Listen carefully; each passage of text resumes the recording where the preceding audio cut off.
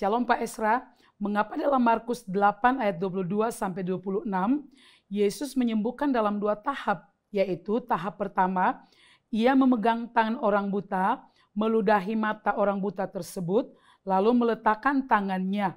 Yang kedua, Yesus meletakkan tangannya lagi.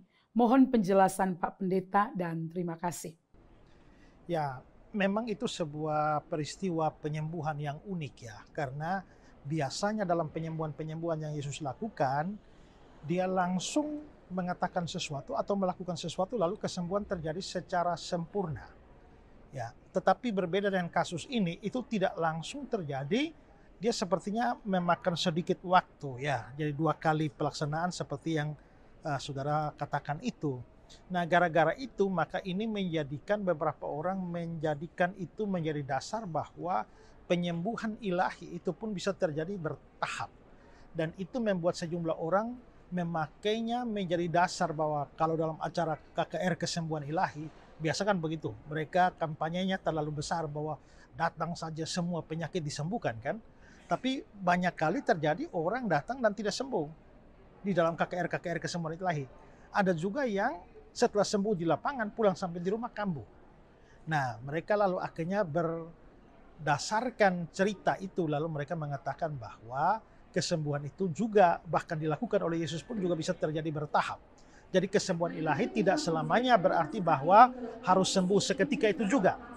Tetapi jelas menurut saya itu sesuatu yang berbeda karena walaupun ada proses di situ, tetapi itu hanya dalam waktu yang singkat sehingga kita tidak bisa menganggap seperti sama dengan yang terjadi dalam KKR kesembuhan ilahi. Biasanya setelah sembuh di lapangan sampai di rumah menjadi kambuh dan tidak sembuh-sembuh lagi.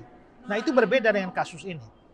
Nah, pertanyaannya sekarang adalah mengapa sampai terjadi penyembuhan dengan 2 tahapan sekaligus walaupun dalam tempo yang tidak terlalu lama. Nah, memang tidak ada penjelasan secara eksplisit atau penjelasan dari Alkitab atau dari Yesus sendiri mengapa hal itu terjadi.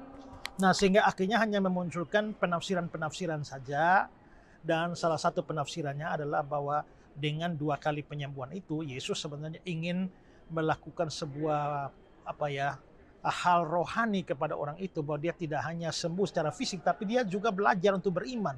Bahwa ketika dalam tahap pertama, ya, dia sudah merasakan sedikit dalam tanda petik sedikit kuasa Tuhan. Nah, dia diharapkan untuk terus beriman untuk mendapatkan semua pemulihan secara total. Selain itu juga dia belajar percaya kepada Tuhan karena bayangkan bahwa Tuhan dengan meludah ke tanah lalu digosokkan ke sana. Jangankan orang buta, orang yang sehat saja, ya matanya baik-baik saja kalau dikasih tanah begitu bisa jadi buta. Tapi ini orang buta dikasih tanah itu tidak logis. Secara medis tidak ada ilmu medis yang memperkenankan hal seperti itu. Tetapi itu menunjukkan bahwa dari hal yang mustahil semacam itu saja Tuhan Yesus bisa mengakibatkan atau membawa penyembuhan. Jadi sebenarnya dengan cara Tuhan Yesus menyembuhkan yang aneh itu dan juga dengan 2 tahapan yang walaupun dalam tempo waktu yang singkat itu sebenarnya ingin melatih si buta itu supaya dia sungguh-sungguh beriman dan percaya bahwa Yesus sanggup melakukan segala perkara. Dalam hal ini adalah menyembuhkan penyakitnya, kebutaannya.